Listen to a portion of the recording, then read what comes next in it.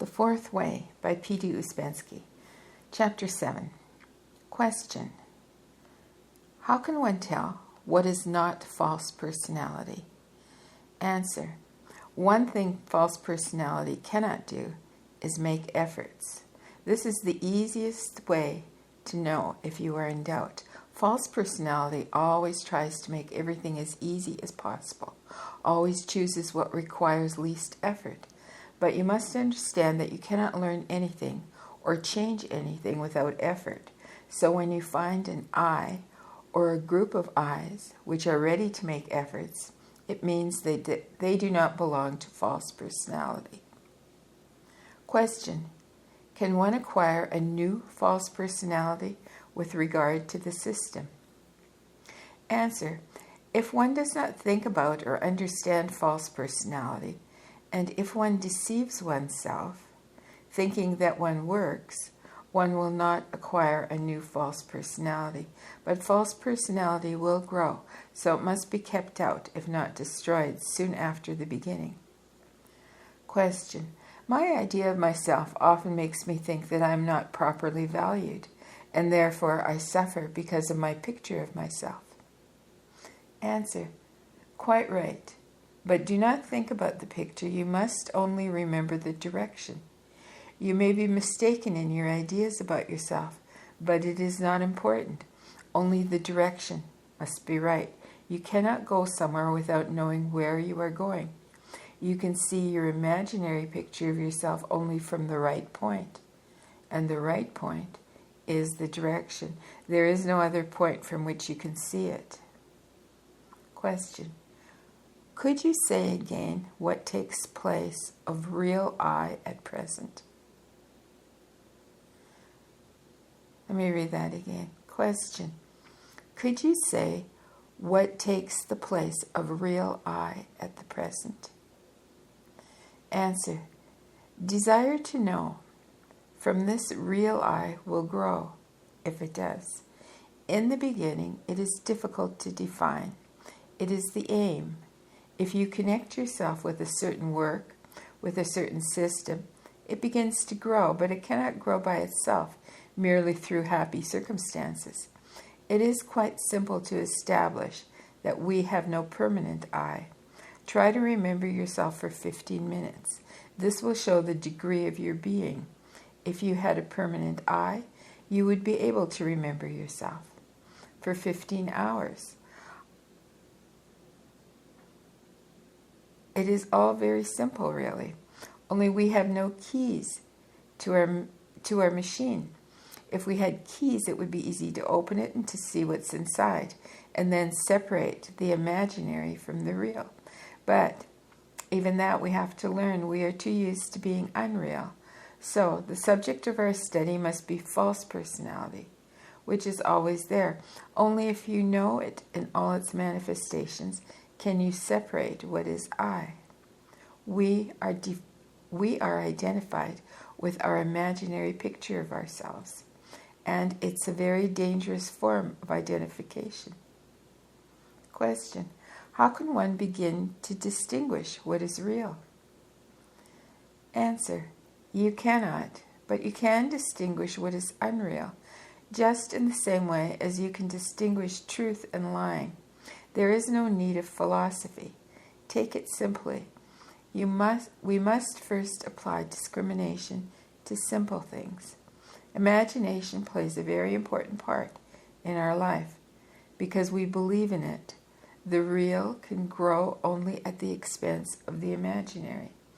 But in ordinary life, the unreal grows at the expense of the real.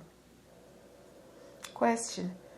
I do not quite understand the division between work and ordinary life. Answer. The relation of personal work to life is precisely this relation of permanent I to false personality. Work is permanent, I in the essence. Ordinary life is false personality.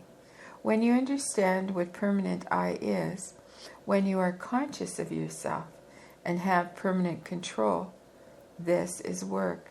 At present, you live in false personality. Question. I find it difficult to see the difference between I and Miss B. Answer. As I have just said, the division of I and Miss B, practically all is Miss B. You can outgrow Miss B only from your interest in the system, because real I cannot grow from anything else. All the material that is there will never come to anything without these ideas, without this interest, because it keeps it on a certain line, in a certain direction. At first, you study, observe yourself, and so on. After some time, if you work, I will appear for a second from time to time, but you will not be able to keep it, and it will disappear again. This will go on for some time, and then at a certain moment it will appear and stay long enough for you to recognize and remember it. This is the way of all new things. At first they come for very short moments, and then they stay longer. It is the natural way of growth. It cannot be otherwise. We have in us too many momentums of mechanical habits of thinking and too many other wrong things. Real I appears and is immediately squashed. When you understand more about false personality, you will realize you will realize that you are surrounded by it. You cannot see anything without the eyes of false personality. You cannot hear without the ears of false personality, or speak without the voice of false personality. Everything goes through false personality, and the first step is to know it, because then you will know how much of your life it occupies. Question. Since false personality is imaginary, does it really exist? Answer. It does not really exist, but we imagine it exists. It exists in its manifestations, but not as a real part of ourselves. It is a combination of I's that have no real foundation, but they act and produce certain effects. Do not try to define it, or you will lose your way in words, and we must deal in facts. Negative emotions exist, yet at the same time they do not exist, since there is no real center for them. It is the same with false personality. It is one of the misfortunes of our state that we are full of non-existent things. You must understand that you cannot even begin to work on the level you are.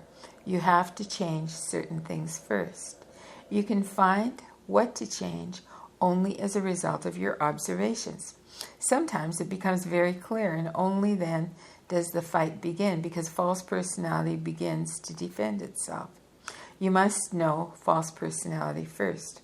All that we speak about now refers to the first stage, understanding that we do not know false personality, that in order to know it, we must study it, and that all the work we do is done at the expense of false personality, and that all the work we can do on ourselves means diminishing the power of false personality, and that if we begin to try and work, leaving false personality without disturbing it, all the work will come to nothing. I repeat again, you must understand that false personality is a combination of all the lies, features, and I's that can never be useful in any sense, either in life or in the work, just like negative emotions. Yet false personality always says I, and always ascribes to itself many capacities, such as will, self-consciousness, and so on. And if it's not checked, it remains an obstacle to all the work. So one of the first and most important factors in trying to change oneself is this division of oneself into I and whatever your name may be. If this division is not made, if one forgets and continues to think of oneself in the usual way, or if one divides oneself in the wrong way, work stops. Work on oneself can only progress on the basis of this division, but it must be the right division. It often happens that people make a wrong division, What they like in themselves they call I, and what they dislike, or what in their opinion is weak or unimportant, they call false personality. This is quite a wrong division. It changes nothing, and one remains as one was. The wrong division is simply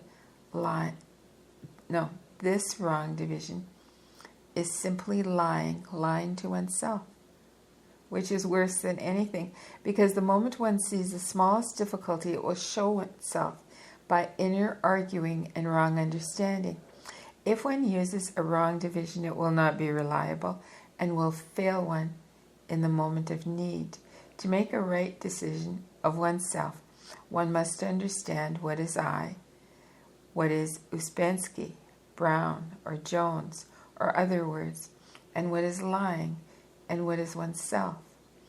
As I said, even if you admit this possibility by dividing yourself, you are bound to call what you like in yourself I, and what you dislike not I, for the right division cannot be found at once.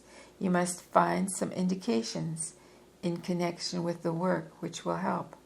For instance, if you say your aim is to be free, it is, first of all, necessary to understand that you are not free. If you understand to what extent you are not free, and if you formulate your desire to be free, then you will see in yourself which part of you wants to be free and which part does not. This would be a beginning.